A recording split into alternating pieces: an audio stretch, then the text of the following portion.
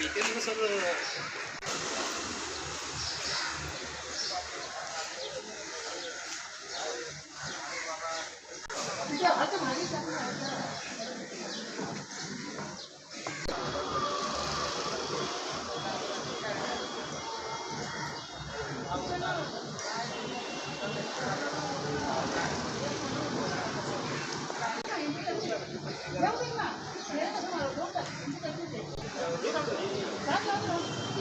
राहू दे तुम्हाला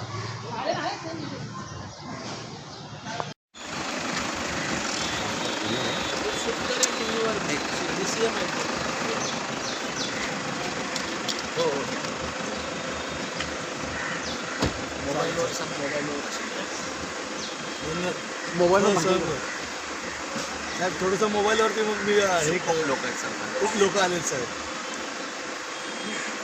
हो हो सर ओके सर जरा सक्सेसफुल शिंदे साहेब हो शिंदे साहेब ते चालतात मोबाईलवर त्यांना म्हणजे मोबाईलवर वा मुलाने वा मोड ॲक्टिव्ह दिसतंय मला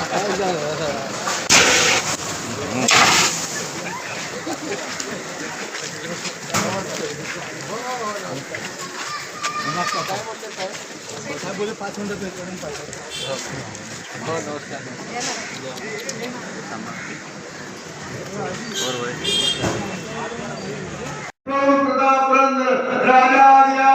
योगीराज श्रीमंत छत्रपती शिवाजी महाराज की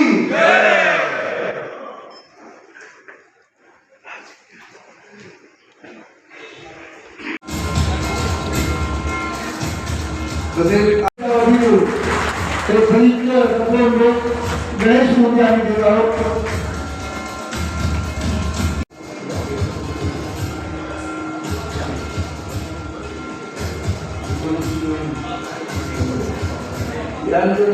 विठ्ठल बोलते रुपेश पाटील सत्कार करते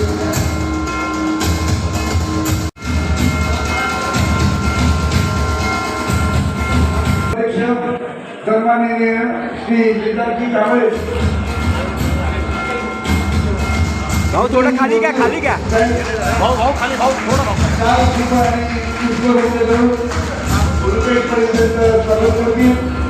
जीर्ण झालेली आहे आणि रिडेव्हलपमेंट खरोखरच पुढच्या 6-1 वर्षांमध्ये झालं खूप गरजेचं आहे.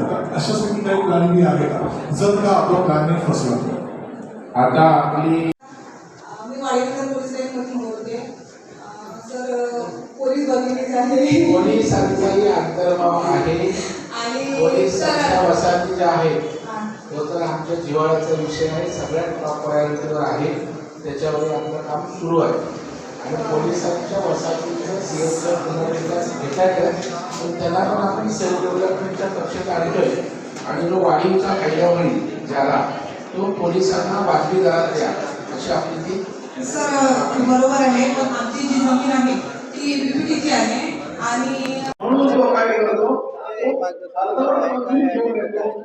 मला वाटतं स्वयंपुनर्विकास हाऊसिंगचा गती घेत आहे. मुंबईतला सर्वसामान्य माणूस आपल्या जुन्या मोडकळीस आलेल्या इमारती पुनर्विकसित करतोय आणि त्याला मोठा लाभ मिळतोय.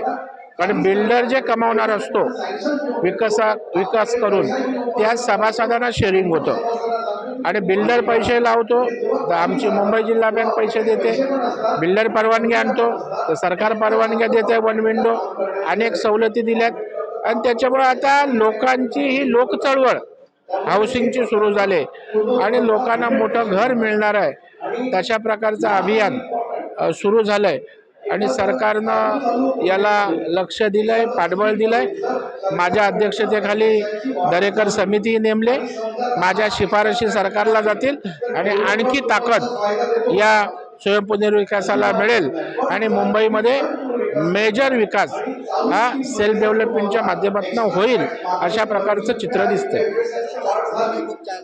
प्रगतीशील कोणाच आहे संस्थेचा म्हणजे सगळ्या सभासदांना हो, अनेक इमारती उभ्या राहिल्यात, 15 इमारती जवळपास उभ्या राहिल्यात, लोक राहायला गेलेत. चारकोपची श्वेतांबरा सोसायटी एक उदाहरण आहे.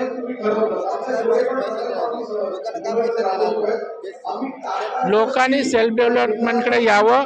तुम्हाला जे मार्गदर्शन, जे सहकार्य आहे ते मुंबई जिल्हा बँक, राज्य सहकारी बँक आणि सरकार आपल्या पाठीशी आहे.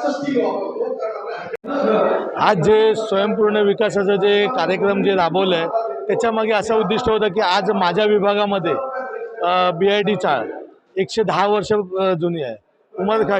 उमरखाडीमध्ये आज 50-60 वर्षाच्या जुन्या इमारती आहेत.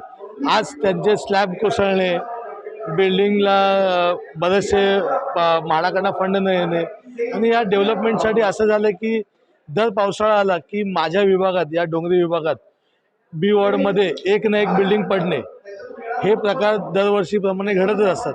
तर त्याच्यामुळे हा डेव्हलपमेंटचा प्रकार जो मुंबई जिल्हा बँकेने व प्रवीण दरेकर साहेबांनी, आज जे आमदार साहेब आहेत त्यांनी जो कार्यक्रम आम्हाला दिला त्याच्याबद्दल मी त्यांचा खूप खूप धन्यवाद बोलतो आहे.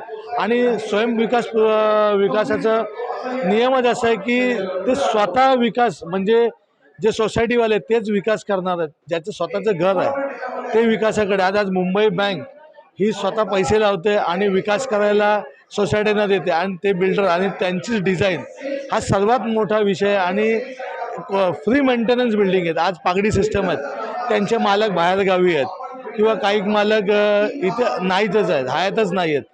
तर त्यांचे काही सोसायटी आमच्या डोसा बिल्डिंगसारखे आहेत, त्यांचे भाडं आज कोर्टामध्ये भरलं जातं.